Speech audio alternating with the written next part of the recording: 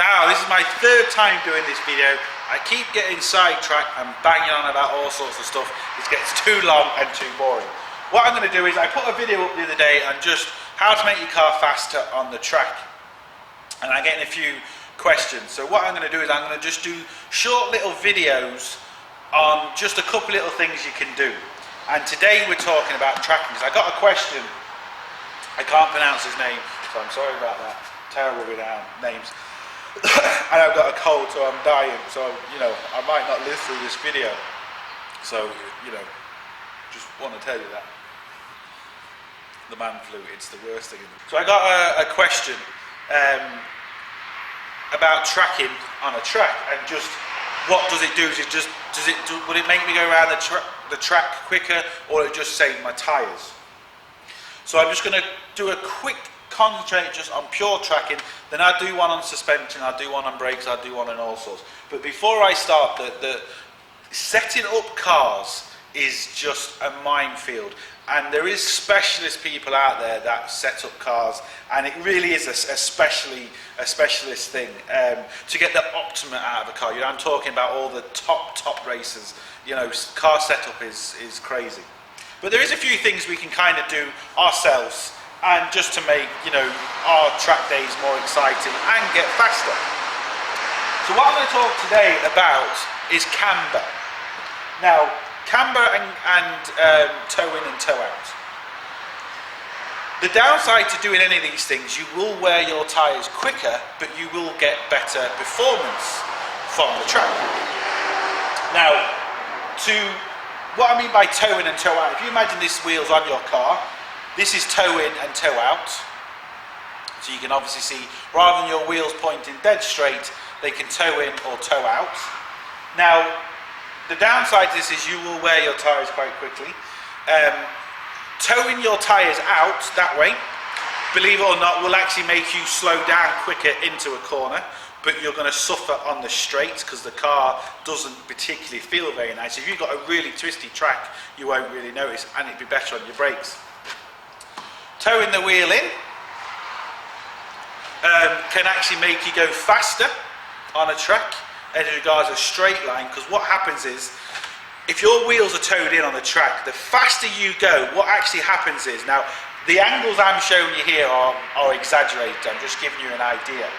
But by towing your tyres in, so if you imagine your tyres are towed in, the faster you go, the actual air and wind resistance, everything, actually pulls your tyres straight. So if you tow your tyres in and you've got a fast car, your tyres then will actually come out straight, which will give you the full force of the tyre on the track. If your tyres are dead straight, the faster you go, they come out like this, which then causes other problems. But we're talking about cars that are reaching kind of serious speeds, so you don't really have to worry about that sort of thing. But that just gives you an idea very quickly of kind of what they do. As regards camber, now what I mean by camber is, if you imagine again this wheel's on the car, your suspension's sticking up here, as you're looking down on the wheel is dead straight. Camber, you can turn your wheel in or turn your wheel out, depending on what setup you want. Normally you kind of camber the tyres in. That's kind of normal. Again, that is just completely exaggerated, but you get the idea. Now, if you imagine the workbench as the road, if you can see as I turn the tyre, only a bit of the tyre is touching the road, which you lose grip. That kind of goes without saying. But on a track, if you can corner hard, you go around a corner hard, what will happen is if your wheels are dead straight, as you corner, the car turns to whichever way you happen to be cornering, and the tyres turn as well. So your tyres will end up doing this. So the flatter your tyres are at the beginning, the harder you turn, your tyres will turn out, which is losing you grip. This is why you see all like track cars and Formula 1 cars, if you ever look at a Formula 1 car, you will see the wheels cambered in. And the reason they do that is, if you camber your wheel in, so if you imagine your car is, again, just you're looking at your car straight, your wheel is cambered in, it's going to be nowhere near this much, remember that. When you go around a corner, your wheel will then become flat on the road, which will give you the optimum grip for that corner. And it doesn't matter if you go left or right. So if you imagine your wheels like this, as you corner in, The tyre then becomes straight, which will give you all the grip to go around the corner as fast as possible, because it's the corners where you really do make up your time.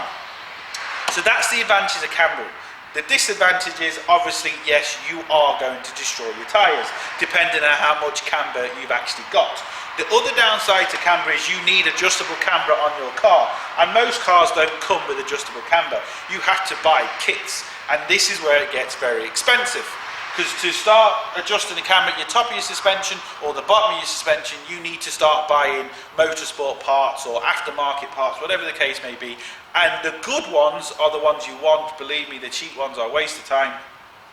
The good ones are the ones you want, but they're expensive. So this is kind of, there's always a knock-on effect. To get faster times, yes, camber your tyres in, but it's going to cost you more.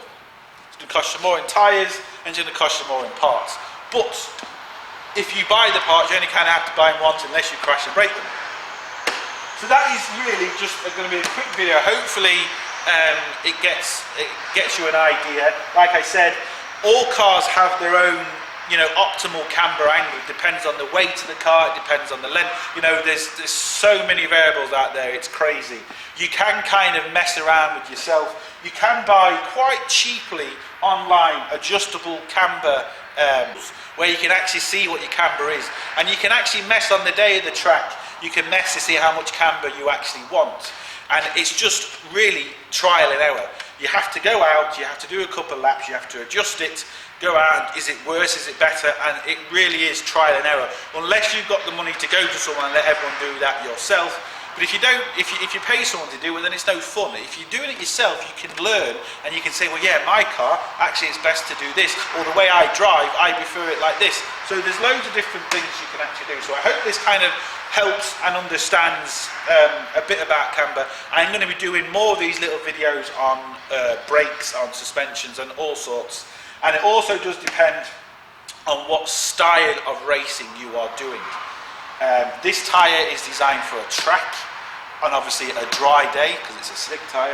If you're doing motocross or rallying, you're going to need different tyres and different setups. So it also depends on what specific type of motorsport you are going to be doing.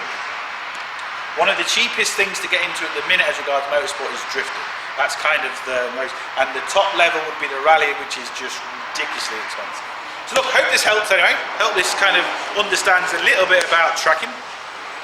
I could go into it and I could make this video hours and hours long, but it's just pointless. The best thing for you to do is just to basically watch this video, see what I basically explained, get it out on the track, do your own adjustments, do your own adjustments and see exactly what works for you and what is best for you and your car, because everyone has their own slightly different driving styles and all that sort of stuff. So look, hope it helps. Thumbs up and subscribe, and don't forget to get your hands dirty to see you for the next one.